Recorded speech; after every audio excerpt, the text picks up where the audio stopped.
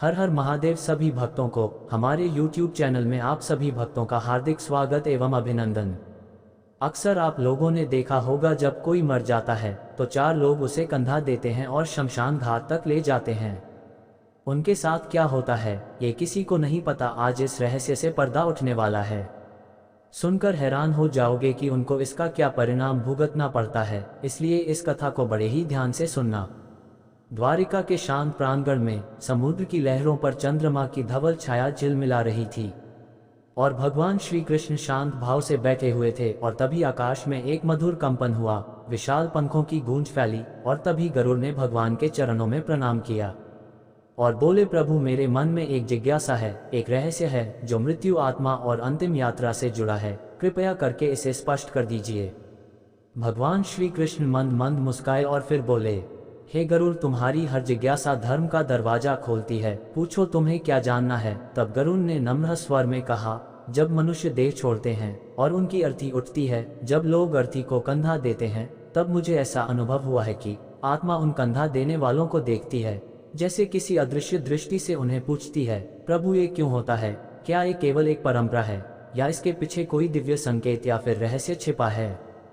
तब भगवान श्री कृष्ण बोले, गरुड़, मृत्यु वह द्वार है जहां से आत्मा विदा लेकर एक नया मार्ग पकड़ती है। और जब अर्थी उठती है तो केवल एक शरीर नहीं उठता, बल्कि उसका पूरा जीवन, उसकी स्मृतियां, उसका कर्म तथा उसके पाप और पुण्य उठते हैं। और वही आत्मा कुछ समय तक अपने शरीर के समीप मंडराती है, देखती है उसके अंतिम यात्रा में कौन आया कौन नहीं आया, कौन श्रद्धा से खड़ा है और कौन केवल दिखावा से खड़ा है। इसलिए आत्मा कंधा देने वालों को परखती है, देखती है। गरुड़ ने पूछा, प्रभु क्या कंधा उठना केवल एक रिवाज नहीं है?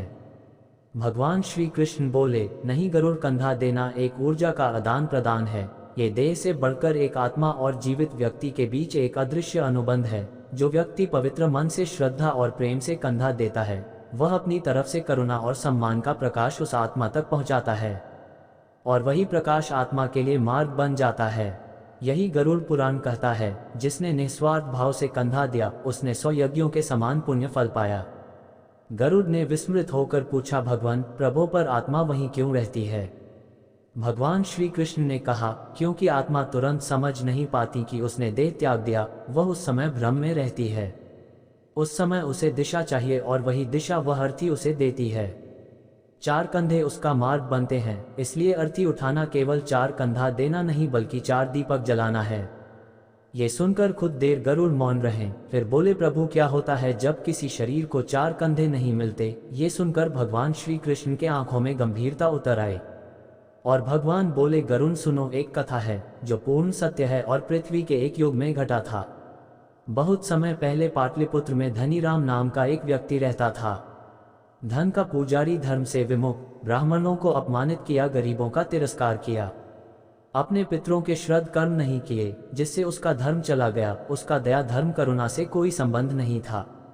पर उसकी पत्नी रूपवती धर्मपरायण, पतिव्रता, दानशील और पुण्य आत्मा थी। वह गरीबों को अन्न देती, व्रत करती, मंदिर सेवा करती और अपने पति के अपवित्र धन से गुप्त रूप से भी दान किया करती थी, क्योंकि उसे विश्वास था कि पुण्य ही पापों को क्षमा कर सकता है। एक दिन महामारी फैली, नगर में मृत्यु का भय छा गया, लेकिन धनीराम ने अपना भंडार छिपा लिया। द्वार पर आने वाले रोगियों को अपने द्वार से भगा दिया। एक दिन उसे भी बीमारी ने घेर लिया। मृत्यु का समय निकट आ गया। मृत्यु के समय उसने अंधकारमय छाया दिखने लगी, पर उसकी सहायता को कोई नहीं आया, क्योंकि मृत्यु के समय व्यक्ति के कर्म ही उसके साथ चलते हैं। गरुड़ गहरी श्वास लेकर बोले, प्रभु उसके मरने पर क्या हुआ? तब प्रभु बोले, यही रहस्य की शुरुआत है। जब धनीराम की मृत्यु हुई तब नगर के लोगों ने उसे कंधा देने से इनकार कर दिया।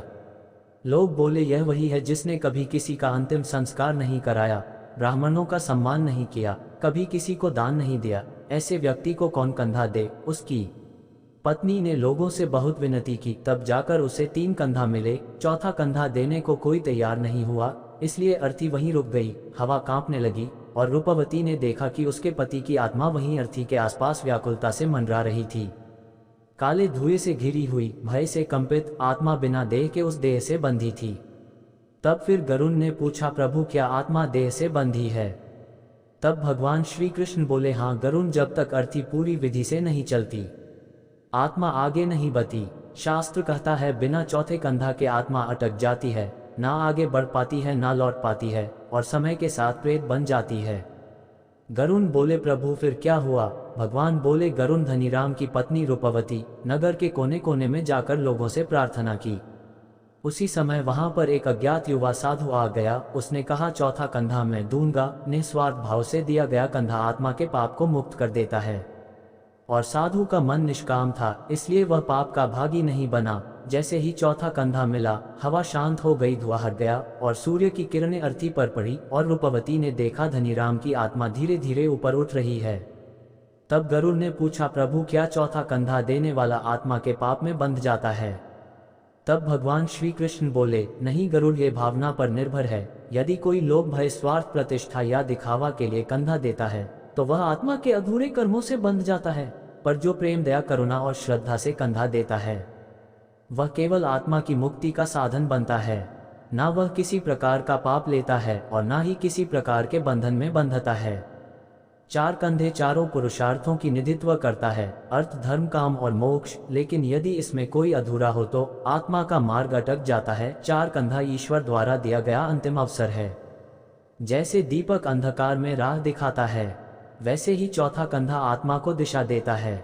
फिर गरुड़ ने विनम्रता पूर्वक पूछा प्रभु क्या कभी आत्मा संकेत देती है कि वह मुक्त नहीं हुई?